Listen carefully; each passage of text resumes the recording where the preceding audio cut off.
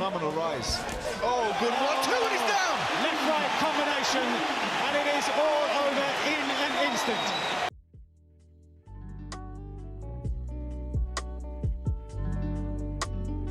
You already know what time it is, man. This is, of course, your favorite channel, man, CTB. This is Chin Tuck Boxing. I'm your boy, Jay Slay.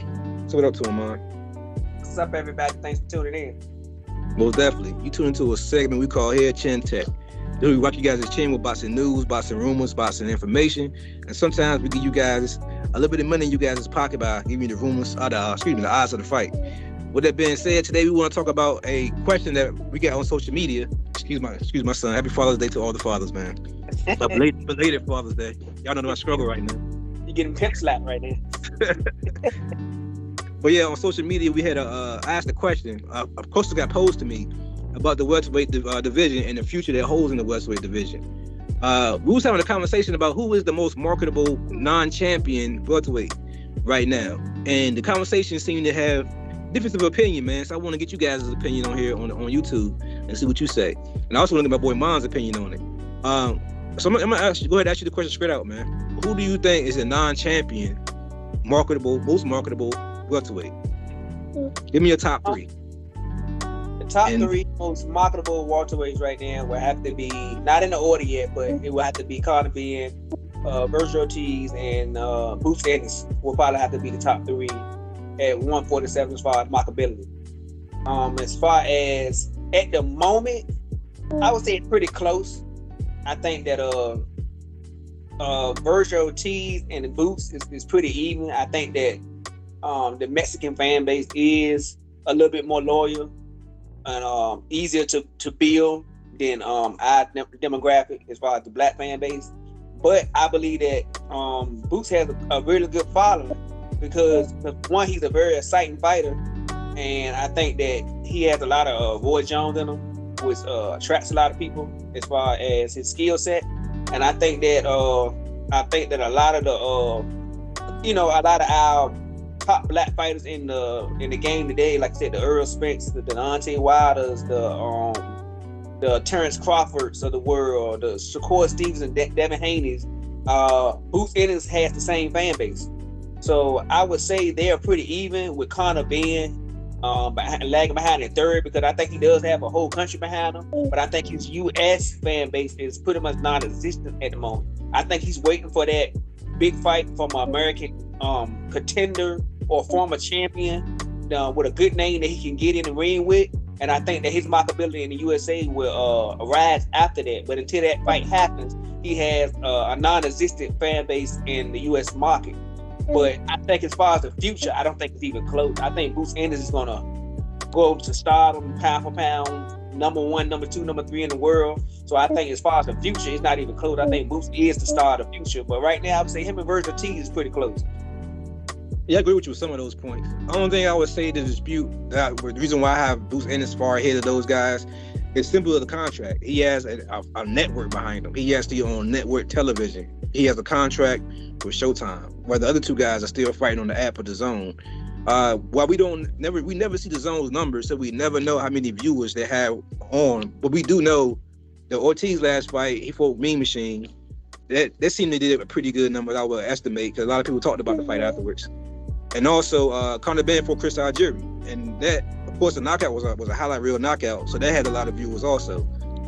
All three of these guys, man, they up on the up and up. They on the upcoming. They're still in the shadows of the former champions and the current champions. They still under Keith Thurman's shadow, in my opinion. They're under Ugas's shadow also, in my opinion. Ugas, who just came off 2 back-to-back pay-per-view events.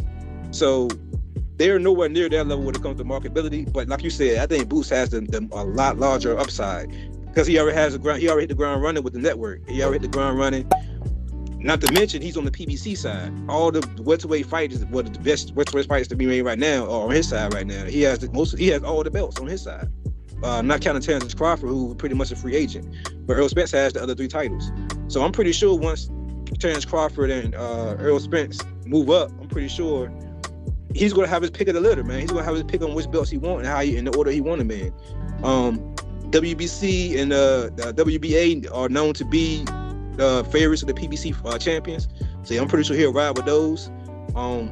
but he also has a good standing in the IBF also. So I think Boots Ennis, man, like you said, he has the LDBC type following. He has the Wilder, the Crawfords, the Spences. He has the casual crowd already, because he already picking him to beat both Crawford and Spence in most cases. So I think he has the highest upside, man. What you think about that? And I got another question.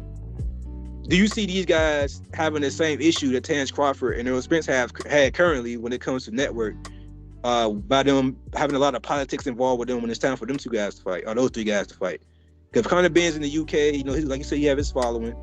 And Ortiz, he seemed to be struggling to make weight right now, but if he is in the picture later on, he's still on his own. So do you think that they will have a Terence Crawford, Errol Spence type issue when it comes to making those fights? Yeah, for his biggest fight at 147, it's going to be the same type of issues.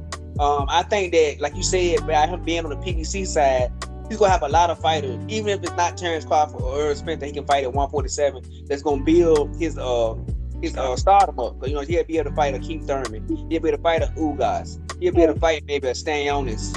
He'll be able to fight those type of fighters, even if he can't get the Virgil Ortiz and Conor Ben fight, which I think the Virgil Ortiz fight is probably the big fight for him at 147, maybe 2 years from now. But he's with Golden Boy and he's with PBC, Showtime. So they're gonna bump heads about negotiations, who the biggest. And we've been here before as fans. You know the game already, know how it's played out. But I think as far as him moving up in the ranks and getting those fights to get his name out to make him bigger, yeah, I think he can get those fights. But the biggest fight, like always in boxing, he's gonna have a hard time making it with Virgil Ortiz. Yeah, I agree with you all those points, man. To be honest, like you said, the former champions are all on his side pretty much. I kind of wish Sean Porter was still around. I kind of wish he didn't retire, and I kind of wish he wasn't trying to. He gave Boots his credit, but he kind of left the door trying to discredit him, and then backtracked on his words later on when Boots called him out for a fight. I kind of wish that he was still around so we could see that fight, because that fight already had this build up already from the back and forth going on in the media. But yeah, like you said, he has everybody on his side. Even when he moved up to 154, he has everybody up there at 154 on his side. So I really see him having a higher upside, man. I'm being honest. I will say this: out of all three of those guys, while we are high on Boots, all three of those guys, when they get in the ring and fight each other, it's going to be great fights. I will tell you that it will be great fights, and no matter who fights who first. Whether Conor Ben gets a shot at Boots or Ortiz gets a shot at Conor Ben, or however it works, I'm gonna watch all those fights. I'm gonna watch all of them, how they turn out, because like I said, those guys are gonna be the future of the division once Crawford and Spence move up. So I'm pretty sure with the changing the bodies, they're gonna try to keep away a little bit, because they don't want another undisputed for a while. So I'm pretty sure they're gonna try to split them up as best they can. Keith Thurman gonna be in the running, and like we said, Keith Thurman versus Boots Ennis is gonna be the big fight left on the table, and that's all PBC, and that's gonna, in my opinion, gonna skyrocket Boots past the other two guys. No matter who they fight, like they can fight each other, they can fight anybody on their side. I don't see them having anybody the level of a Keith Thurman to fight to build their name up, and that's gonna be their issue, I think, in the future. You got anything else you want to add to this topic, man? I haven't covered all. I just hit on a little point you made. Like you said, that is the leverage that Boots Ennis does have that the other two guys don't have. If they play hardball, he can go to 154. And like you said, you got Charlo, if he's still sticking around. You got Fundora, who's around the same age. That would be a huge fight if they was to fight in the future. Then, like you said, you got the winner of Errol Spence and Terence Crawford. That'll be a probably 154. So, like you said, if they play hardball at 147, Boots still can go to 154 and become a megastar. So that's pretty interesting take that you came up with.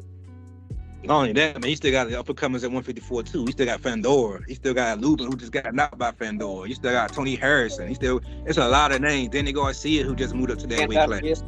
I don't think they ever fight, because they're kind of from Philly. They're from the same, the same neighborhood, so they might not fight each other. But who knows? Money talk.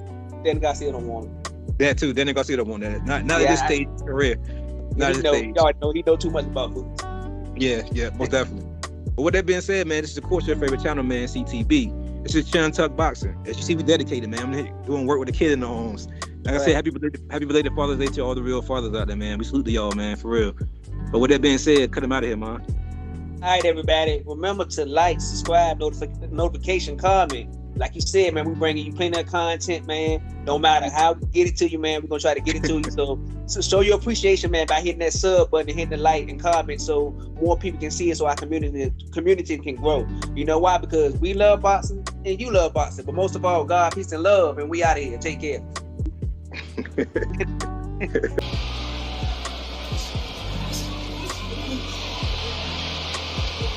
Now they're wrestling against the ropes. And they're jawing right through it.